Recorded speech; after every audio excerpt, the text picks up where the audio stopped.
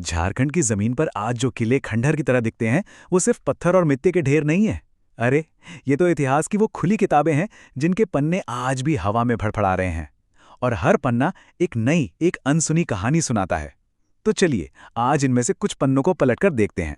कभी सोचा है कि क्या इन पुरानी टूटी-फूटी दीवारों की भी कोई जुबान होती है? अगर हाँ, तो सोचिए ये हमें क्या-क्या बताती? आज हम इन्हीं दीवारों के कुछ राज जानने की कोशिश करेंगे। है ना मजेदार? हम बात कर रहे हैं पूर्वी भारत के बिल्कुल बीच में बसे झारखंड की। यहाँ के ढहते हुए किले आज भी गवाही देते हैं छिपे हुए खजानों की, रूह कपा देने वाले श्रापों की और ऐसी कमाल की इंजीनियरिंग की जो आज भी सबको हैरान कर देती है। तो सबसे पहले उस चीज की बात करते हैं जो सदियों से इंसानों को अपनी तरफ खींचती आई है, और वो है खोया हुआ खजाना। इन किलों की दीवारों के पीछे ना दौलत की ऐसी ऐसी कहानियां दफन हैं जो आज भी लोगों को रोमांच से भर देती हैं। तो हमारी पहली मंजिल है राजमहल। इसे 12 द्वारी के नाम से भी जाना जाता है। देखिए, ये सिर्फ एक किला नहीं था, ये तो शीशों और दौलत का एक ऐसा संगम था जहां खूबसूरती और रहस्य दोनों साथ साथ रहते थे।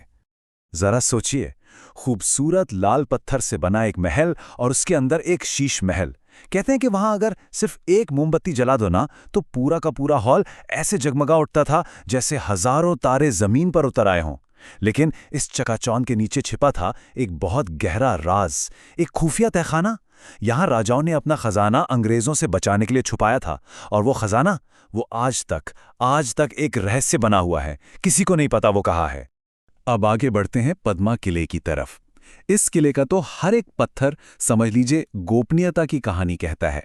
एक ऐसी दुनिया की कहानी जिसे बाहरी नजरों से पूरी तरह बचाने के लिए बनाया गया था।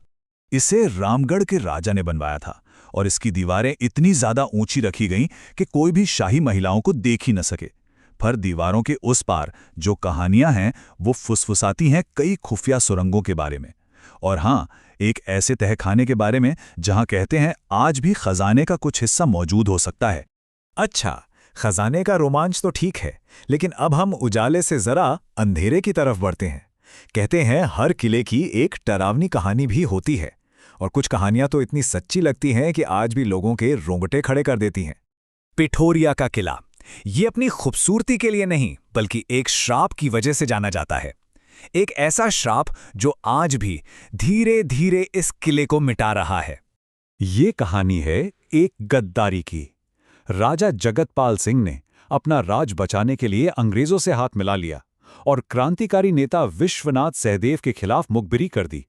सहदेव को पकड़कर फांसी दे दी गई, लेकिन मरते मरते उन्होंने राजा को एक भयानक श्राप दिया। उनके आखिरी शब्द थे, कोई तुम्हारा नाम निशान देने वाला नहीं रहेगा। ये सिर्फ शब्द नहीं थे, ये एक भविष्यवाणी थी जो सच होने वाली थी। और पता है, ये भविष्यवाणी आज भी पूरी हो रही है। वहां के लोग बताते हैं कि हर साल जब भी मॉनसून आता है, इस किले पर बिजली गिरती है और उसका एक हिस्सा टूटकर गिर जाता है। सोचिए, सैकड़ों साल बाद भी ये सिलसिला जारी है, जैसे वो श्राप आज भी जिंदा हो।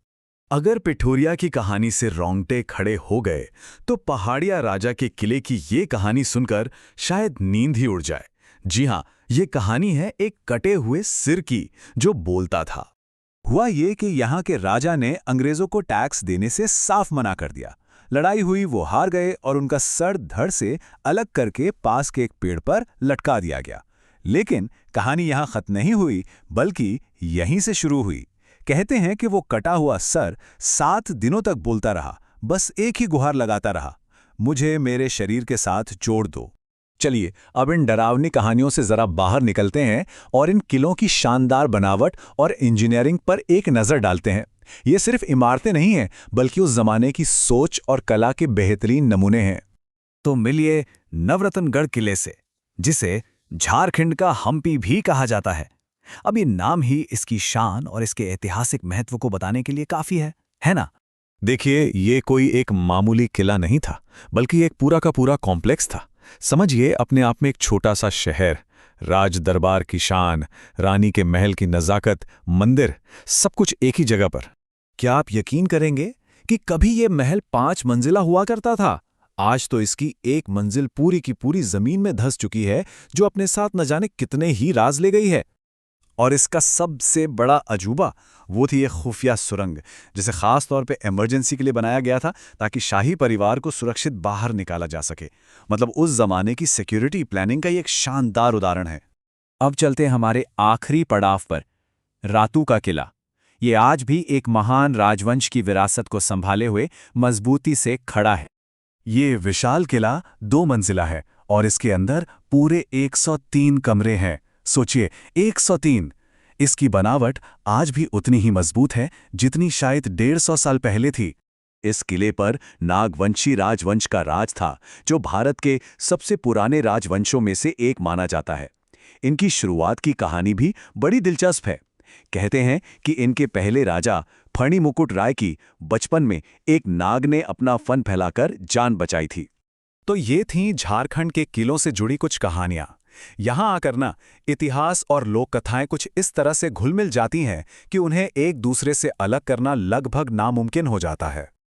ये किले वक्त के साथ टूट रहे हैं, बिखर रहे हैं, और हर गिरते पत्थर के साथ एक कहानी शायद हमेशा के लिए खत्म हो रही है।